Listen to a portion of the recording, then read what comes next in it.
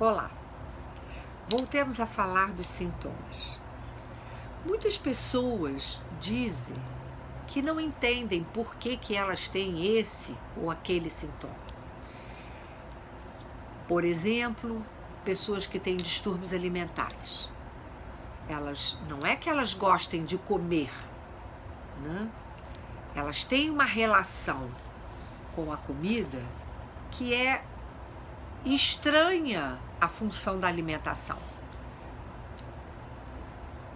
E esse enigmático do porquê elas não podem simplesmente utilizar a comida como não só como um meio de subsistência alimentar, mas também como alguma coisa prazerosa, no sentido de desfrutar das refeições com as pessoas, né?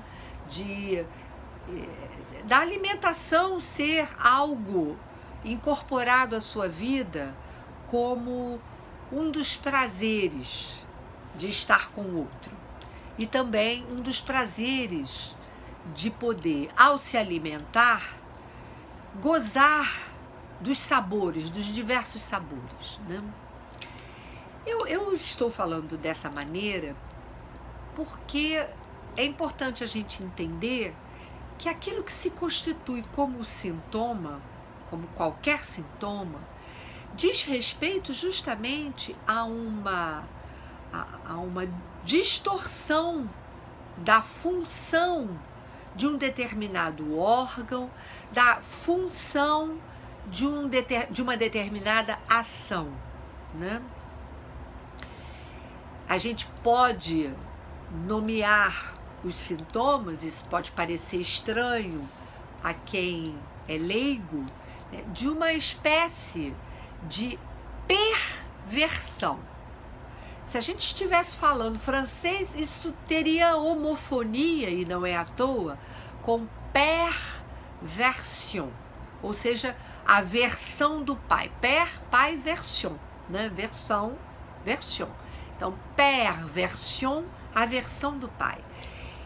E essa perversão na ação, seja ela qual for, eu tomei como exemplo o distúrbio alimentar, é sempre um investimento indevido numa determinada área do corpo, num determinado órgão, numa determinada ação do sujeito, nas suas relações cotidianas e na sua relação consigo próprio.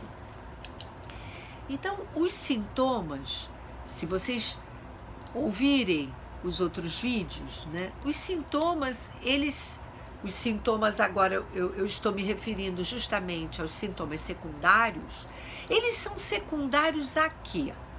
Justamente, eles são secundários a isso que eu chamei de sintoma original e que tem a ver com a fala, né? O sintoma original como sendo a matéria primeira, onde os outros sintomas vão grudar, vão dar sentido, vão se constituir. E como é que isso acontece, né? Como é que pode haver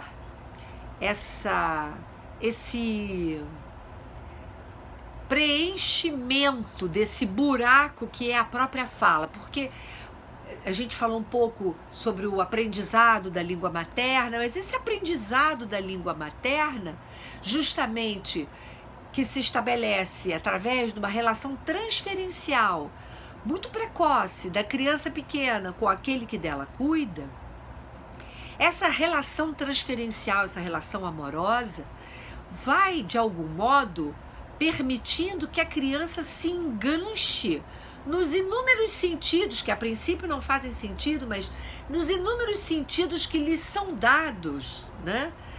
A partir desse outro que dela cuida, da fantasia desse outro. Então, ela vai se enganchando nesse campo de fala e da linguagem a partir da sua relação primordial com esse outro, né? Primeiro, um outro que a gente pode nomear como sendo a relação parental, a relação familiar.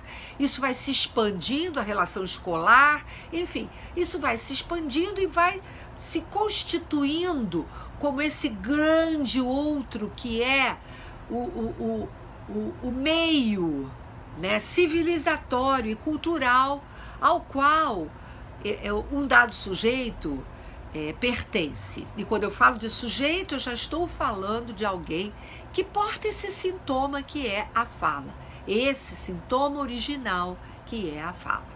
Essa memória original que é, na verdade, um substrato de afetos.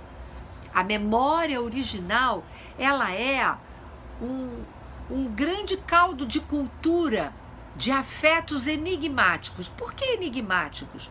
Porque não se tem um sentido único, né, para esses afetos.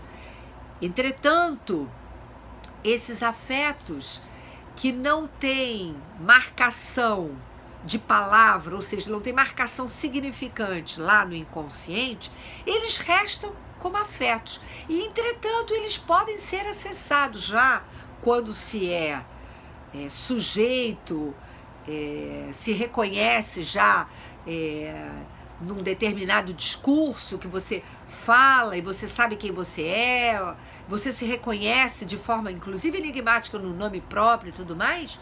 Esses afetos retornam. Retornam por quê? Retornam porque eles justamente não foram nomeados, mas eles estão lá à espera de receber um nome. É um pouco como eu posso explicar a questão do sintoma. O sintoma, você porta o sintoma, ele lhe concerne, mas ao mesmo tempo ele lhe é estranho. E ele é estranho e familiar, porque justamente ele diz respeito a algo que foi incognoscível na relação com o outro, né? E que, ao mesmo tempo, porque é incompreensível do lado do outro, eu me engancho nisso e vou tentar, com o meu corpo, responder. Então, resumindo, todo sintoma secundário, ele é uma resposta a algo de enigmático, a uma significação enigmática que chegou através do discurso daquele que se endereça à criança, né? E esse discurso afetou a criança de forma enigmática e ela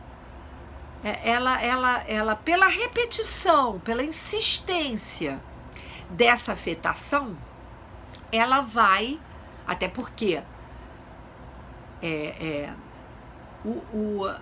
o modo como o outro cuida da criança é sempre de uma maneira muito particular, né? O modo como ele privilegia, por exemplo, a função da alimentação, a função da excreção, a função do vestir. Certos orifícios do corpo são, sem que o outro se dê conta, privilegiados. Por quê? Porque esses orifícios têm algum sentido para esse outro, que também lhe é enigmático, e ela, na relação com a criança, ela vai privilegiar esses determinados orifícios sem ela se dar conta. Seja por um viés de angústia, né? Seja por um viés de preocupação. Então, ela erotiza esses orifícios. E a erotização desses orifícios, que é necessariamente enigmática, é que vai, de certo modo, ser a primeira base para o sintoma que eu estou chamando de sintoma secundário. Vamos ficar por aqui. Tchau.